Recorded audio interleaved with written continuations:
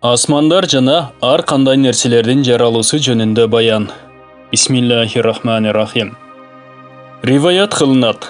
Аллах Таала эң биринчи баалуу берметтерди жаратты. Андан соң аны сүрдүү назары менен караганда ал эрип кетти. Өз Раббисинен корккон себептен тыркырап баштады. Андан кийин суунун сүрөтүн ыктыяр кылды. Аллах Таала аны мээримдүү назары менен караганда ал тоңуп калды. Андан соң аршты жаратты. Арш кыймылдай баштады. Аллах Таала аршка «Ла илаха иллаллохту» жазды. Арш тынчтанып калды. Сууну өз абалына таштап койду. Ал кыяматка чейин кыймылдай берет. Аллах Тааланын төмөнкү айткан сөзүнүн мааниси ушул. Анын аршы суунун үстүндө эле. Худ сүрөсү 7-аят. Андан кийин сууга чектен чыгуу келди.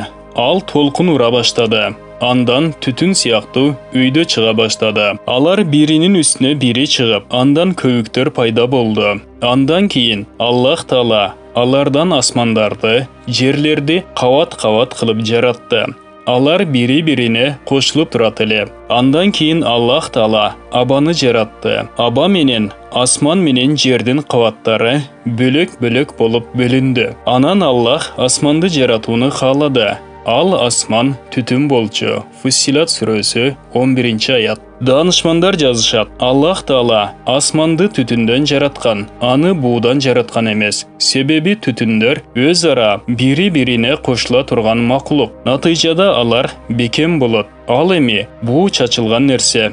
Бул бардыгы Аллахтын илими жана айкөлдүгүнүн жетишкендиги. Андан кийин Аллах Таала сууга рахмат назарын салды. Ал токтоду. Кандайча хадисте айтылган.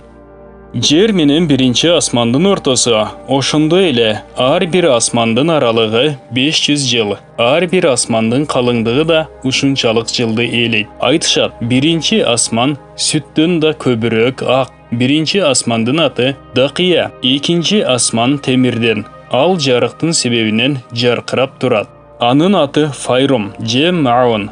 Үчүнчү асман коргошундан. Аны Малакут же Харбун деп аталат. Төртүнчү асман ак күмүштөн. Анын жарыгы көздөргө күмүш көрүнөт. Анын аты Захира. Бешинчиси кызыл алтындан. Аны Музайянна же Мусахара деп аталат. Алтынчысы ушундай каухардан жасалган. Анын жарыгы жалтырап турат. Анын аты Халиса. Жетинчиси кызыл жакуттан жасалган. Анын аты Лабия же Дамия. Анда Байтул Мамур, периштелердин каабасы бар. Анын 4 устуну бар. Бирөөсү кызыл жакуттан, экинчиси жашыл забаржандан, үчүнчүсү ак күмүштөн, төртүнчүсү алтындан. Китептерде мындай жазылган: Байтул Мамур акак таштан жасалган. Ага күнүнө 70 000 периште кирет. Алар экинчи жолу кыяматка чейин ал жерге келишпейт. Далилденген риваятта келген. Жер асмандан абзел, себеби анын ичинде пайгамбарлар пайда болгон, ага көмүлгөн. Жердин кабаттардан эң абзели үстүңкү кабаты, себеби дүйнө андан пайдаланат. Аллах Тааланын жаратканы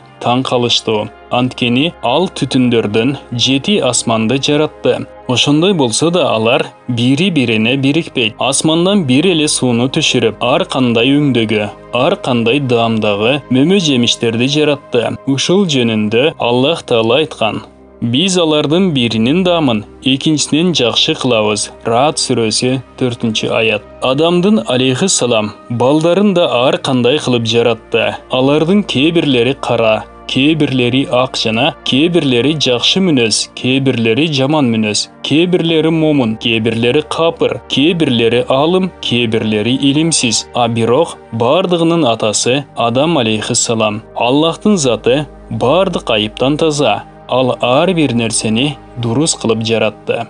Бул баян жүрөк сырларынын ачкычы аталыштагы китептен алынды. Урматтуу мусулман бир туугандар, биздин Ихром медиа каналыбызга катталыңыздар.